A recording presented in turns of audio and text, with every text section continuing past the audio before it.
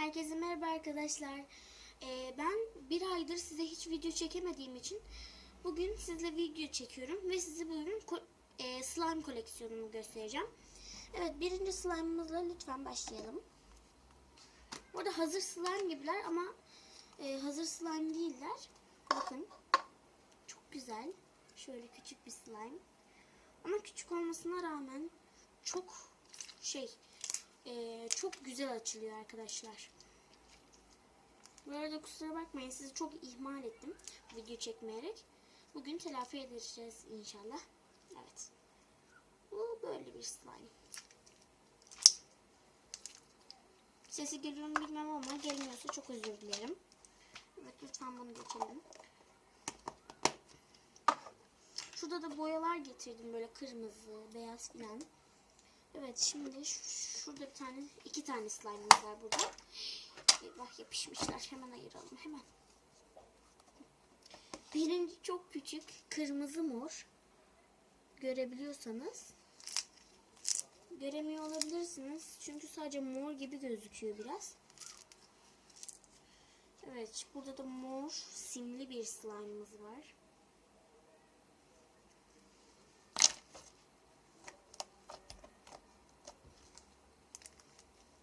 Ayrıldı hemen. Çok pofuduk slime'lar yaptığım için bazen böyle olabiliyor. Özür dilerim. Bakın. Çok güzel simli. Evet. Bunu da geçelim. Bakın hangi kaba koydum.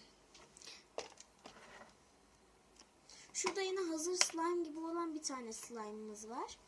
Ben de bunları böyle hazır slime kaplarına biriktiriyorum. Onları da yapıyorum. Onlara koyuyorum slime'ımı. Bakın. Şeffaf yapmışım. Burada patlamıyor o kadar çok ya. Neyse, bunu da geçelim.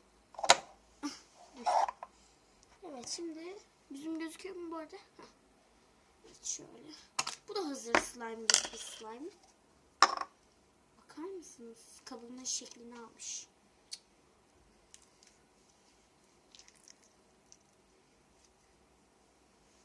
Bakın şimdi.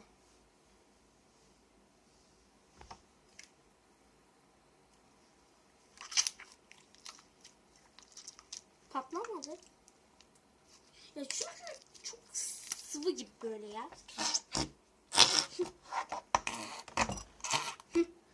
Ay, kameram hareket etti. Özür dilerim. Evet, son en güzel iki tane slime. Bunların ikisine bayılıyorum. Ah. Arkadaşlar çok özür dilerim. Kameram düştü. Hemen geri düzelttim. Bunlar çok yapışkan olduğu için şurada bir çubuğum var. Onunla çıkartmak istiyorum. Ne yapalım işte, burada koleksiyon. Böyle olmuş bu da slime. Bu slime'ı da ben böyle yapmışım. Cıvık slime'ları seviyorum ya, herhalde ondan. Evet.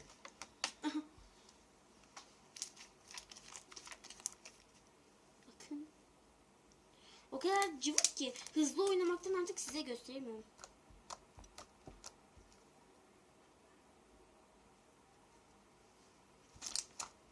Ses gelmiyorsa çok özür dilerim.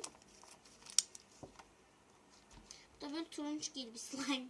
Turuncu bir slime. İçinde mor simler var. Evet, bunu da geçelim. Şurada da böyle pembiş bir slime'ımız var. Açamadım ya. Evet, açacağım. Evet, açtım. Üstüme geldi. Neyse, bir şey olmadı. Açık bir şey geldi. Gözükmüyor olabilir ama bakın şurada. Evet, sesi dinleyin. Evet, şimdi akmasını izleyin. Ne kadar hızlı akıyor değil mi? Ben şunları da çubukla çıkartalım. Ya yapıştı çubuğuma. Sinir etti beni. Evet, bakar mısınız ya?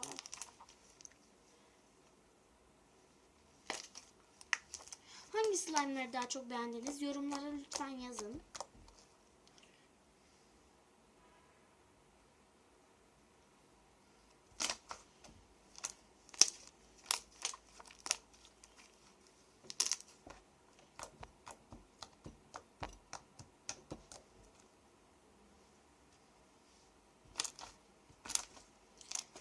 arkadaşlar bu slime'ı size kameramdan şöyle göstermek istiyorum. Bakın.